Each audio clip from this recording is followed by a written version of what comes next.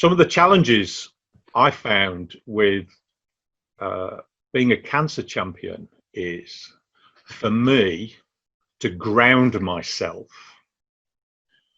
to understand where I'm at and what I'm called upon to do with other people. So, for instance, I was invited to give a talk at the British Institute of Facilities Management on behalf of Prostate Cancer UK at their summer ball in Manchester in the large Hilton Hotel.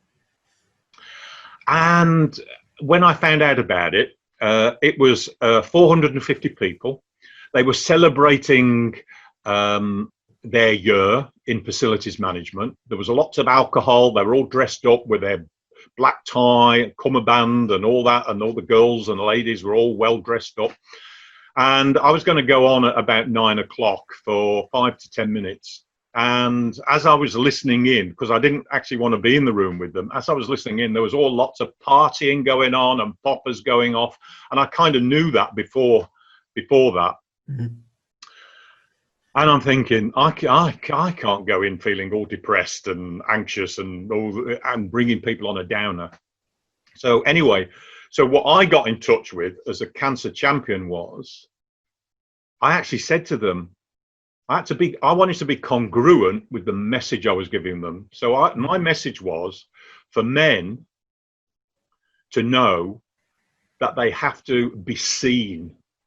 And when I say be seen, I don't mean physically, like you can see me now, but to actually share with them what's really going on.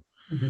So I started to say that. And after about a minute, I was actually telling people my real story. And I could see people, there was 450 pairs of eyes glued on me. So what I'm saying is, as a cancer champion, the more I can get in touch with my congruency of what I'm trying to communicate, I think the more that connects with people. Mm-hmm. So just as a final on that, if I actually said, oh, you need to share things, you need to show people where you're at and you need to share how you're feeling, but I'm not doing that in front of people, well, that's me just telling people this is how it is. And I find it really difficult. Yeah. That's the congruency. Mm-hmm. Well, it's really, I mean, I think that's part of the challenge, isn't it? Because so many men, as they've grown up, they don't want to talk about their feelings and their emotions, and and then that's kind of wrapped up in the kind of things that they get involved in, and then that culture of being in the pub or being in the mosque or wherever it might be, whatever the setting might look like, in those male settings. It's almost like being illness, being unwell is not a sign of manliness. So I think that kind of fits into the idea of not sharing and not speaking up. Would you agree, Martin? Is that I was thinking? I have a comment on that. As part of being a man that gets in the way of being a man, what I've seen is, and I've got no robust research proof of this, so it's purely anecdotal. I think in men's DNA, we are designed not to share how we feel. If we're out in the jungle and we're hunting for survival, if I get an injury of some sort or a twinge in my muscle or something, that stops me from hunting the buffalo. So I'm designed from a DNA point of view, not to stop my mates and going, oh, can we stop a minute? Can you give me a bit of a hug because I've got a bit of a problem? I think it's built into men's DNA not to do that. Well, guess what? We're not in the jungle. I'm not hunting for buffalo. And I probably need a little bit of help to actually say, it is okay, Martin, to stop and share how you feel. Mm. But I just want people to know, I think it's just built into us. We're designed not to do that, but I don't have to be a victim to that. For sure. And I think it's that idea of being a victim and being afraid of the fears of maybe a group of other men, really, I think also, maybe also to, the women in their lives or the other men in their lives, about seeing vulnerable, not being able to support them. And is that something which I was kind of thinking about as I'm doing the work, is that connection, that relationship with how that impacts on others is part of the reasons why I think they don't want to share. And I don't know what you think about that part of it, Martin, that actually it's the wider, it's a partner, it's a family, it's a sense of protection, the need to protect. Do you think that's 12 years ago, when I was diagnosed with prostate cancer, and this is how the technology's changed. My mom, she's deaf, and I'm in Burnley, north of Manchester, and she's in Birmingham, and she has a fax machine. I have a fax machine, and my siblings have fax machines. So we used to fax it. We don't do that anymore. Anyway, when I got diagnosed, I didn't realise I was actually holding back on a lot of information about how I felt, what was going to happen, etc., etc. And I didn't realise it until the bubble burst that both me and my mom were actually getting more and more agitated with each other. And it was a bit more difficult because of the fax machine, because we couldn't actually talk on the phone. But eventually the bubble burst, and she said, "I'm your mother. You should be able to tell me this kind of thing." Now, what I found was I thought I was protecting her by not telling her certain things, which are quite, traumatic. And in fact, I wasn't telling her my truth. I didn't actually realize what my truth was. And what I found was, when I got in touch with my truth and I communicated that in the most loving way, it was still traumatic. We actually had a far better relationship. And what I thought would be a problem turned out not to be a problem. And she could then support me in the best way. A very close relative, i.e. my mom, could do that. And I think that goes the same for siblings, family members, close friends as well. Yeah, that's part of it, isn't it, Martin? I think the sense of bringing people into that conversation, because part of it, because from my experience of my father-in-law passing away, I think that was part of that, not wanting to disclose something that was also kind of fed into some of the things you mentioned earlier about being a man, not showing pain, seeing the pain as something minor. Blood in your urine is not minor, and yet that's how it was. So that idea of unexplained injury can't be. You know what I mean? Does that make sense? Yeah. I'm retired now. I'm 66, and I worked for myself for about 30 years, and I was in PAYE land, before that, with a number of jobs. And what I found is, when I'm paid to do something, when I'm at work, I'm paid not to be confused. I'm paid to know the answer. And so I've got this old thinking that I'm supposed to know how I feel. I'm supposed to know what's going on. So when somebody innocently asks me, "How are you?" I'm supposed to be in charge of my answer. And what I found is, most of the time with my cancer journey, I haven't got a clue what's going on. I'm confused, I'm upset. But the way I'm brought up is, that's not the answer. The answer is some stereotype, some sanitized answer. And actually, to admit I don't know is quite refreshing when I say it from my heart. And unfortunately, if the other person can't deal with that, that's their problem. A lot of the time, I take on their problem. I'm supposed to help you. A lot of the time, when I actually told people who didn't know about my cancer, I was looking after them. They were breaking down. They were on the floor. They were all over the place. And I'm thinking, hang on a minute, you're supposed to be looking after me. I'm the one with the cancer. But they couldn't cope with what I was telling them. It's a crazy thing. Yeah, exactly. And I think it's partly the sense of being, and I think this is the conversation around death. I think it's a taboo. Cancer is a taboo because it's wrapped up with the idea of us being lost to our family, to our loved ones, and that sense of not wanting to confront that. So do you think that's part of conversation, that conversation of that reckoning? Martin, do you think it's a difficult conversation to have?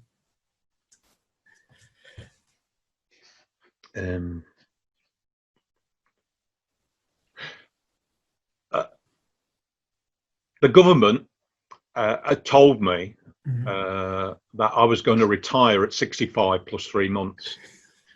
And it took me 2 years before that to actually find an independent financial advisor. And after that, I suddenly realized I didn't actually want to take on board, Mhm. I'm going to retire.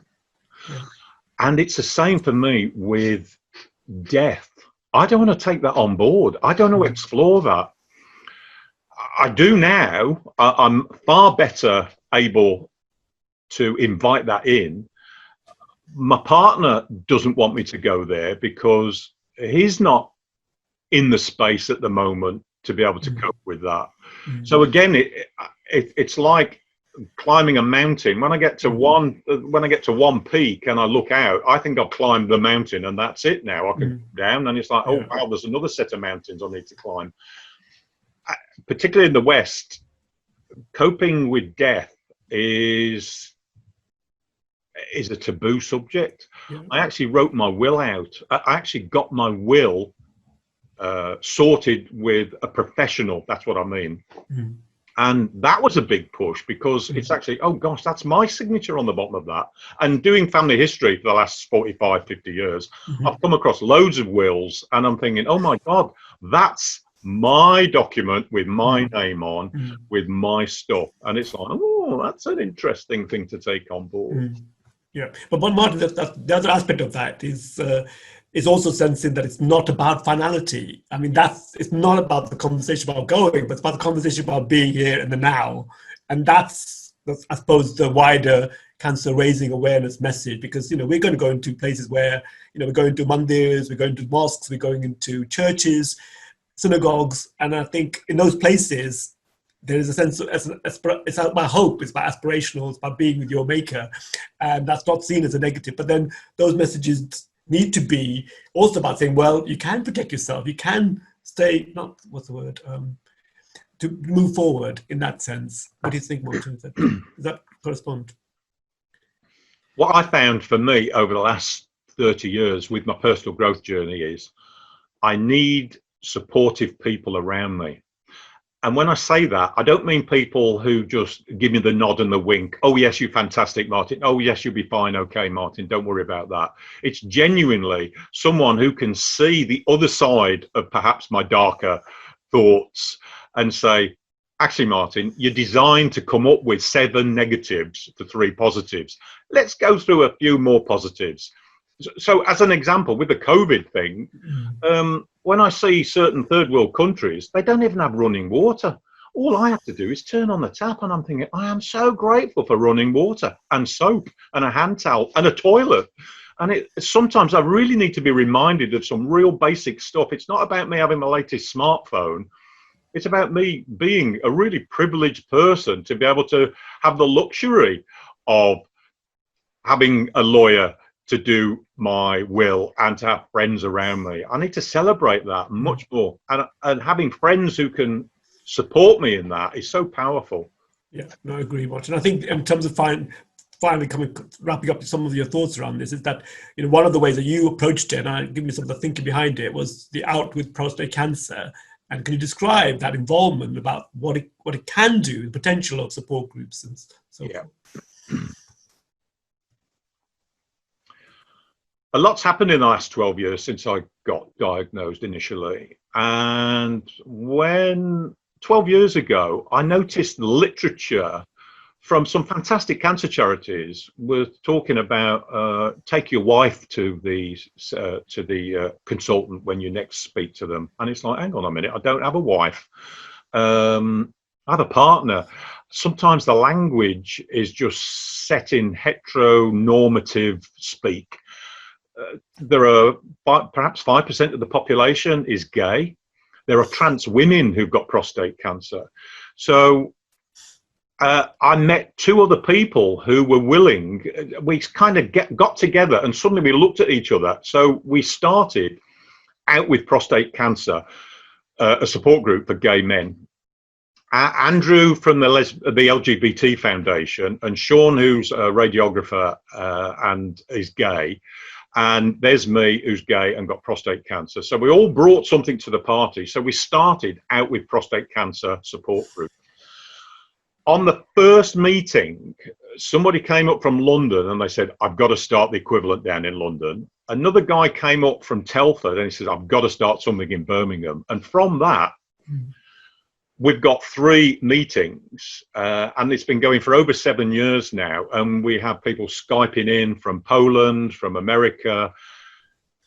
And we don't have to explain who we are as gay people. It's difficult enough explaining our journey about prostate cancer, let alone like, oh, what's it like? Why do you need a separate support group? And it's like, when somebody says that, it's like, exactly because you've just said that. There are support groups for partners who support people with prostate cancer, because they might want to talk about stuff they don't want to talk in front of their partner. Mm-hmm. And as a gay man, I want to talk about stuff where I don't have to justify why I'm doing it. And in fact, what I found with Out With Prostate Cancer support groups is we're far better at talking about what's going on with our prostate problems in terms of cancer and sexual function and libido than most straight men. Okay, and that's fascinating. I mean, I think your experience of just bringing groups together, is there also a challenge, Martin, in terms of that? Because there is still the barriers. I mean, what are the barriers now in terms of COVID? I know the experience of lockdown. What do you think? Where's that next? Well, how do we move forward in terms of raising awareness? We know we've got 3 national screening programs: bowels, cervical, and breast cancer. And so the lessons, the learning from your own work over the last, decade or so, how can help us to move forward with some of that work? Okay. One of the benefits, if I could say that, of this COVID-19 crisis pandemic, the very fact I'm sat here on a Zoom connection call having this conversation. Now, I'm into technology, so I'm wanting to do this kind of thing for a few years now. And most people say, oh, I don't know how to use my laptop. I don't know how to do this. I don't know how to do that. And actually, the COVID crisis has forced people to use this technology. Not only that, there's a kind of pressure, force, I don't know, energy behind what is it we're trying to communicate? What is it I'm trying to do with being a cancer champion? What is it I'm trying to communicate to people who do really need to go on a diagnosis and been putting things off, and to encourage people to get in touch with their symptoms and to go to health professionals. So the literacy and the language of that, I think, and the way it's communicated is really, it's available now to help people push through that. So the COVID, I think, is really catalyzing the situation where more and more people can access diagnosis or the initial journey to be diagnosed better than it was before the COVID. That's interesting, Martin, because I think there was an interesting report last year produced by a disabled people's organization, looking at the barriers experienced by the services, in terms of not recognizing the needs of disabled people, in terms of the kind of ways, the systems in place really, that they weren't understanding fully in terms of how to ensure that that disabled person gets an appropriate care and treatment and support. Do you feel that those barriers exist in that way for gay men, let's say, or for men?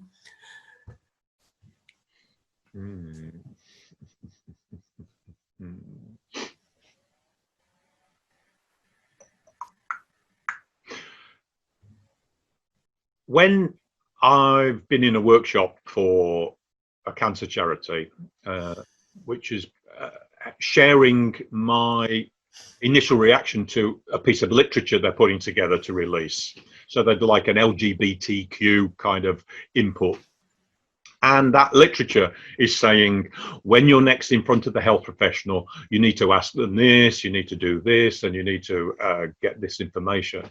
And what I say to people is, actually, where's the literature and the education of the health professional who can actually respond to that question? Because if I innocently ask a really deep question, which is, to do with my libido or sexuality or something, and that health professional doesn't know how to handle it, but I don't know that, and I get a bit of a negative reaction, and it's like, oh, wow, that's the response, therefore I better not ask anymore.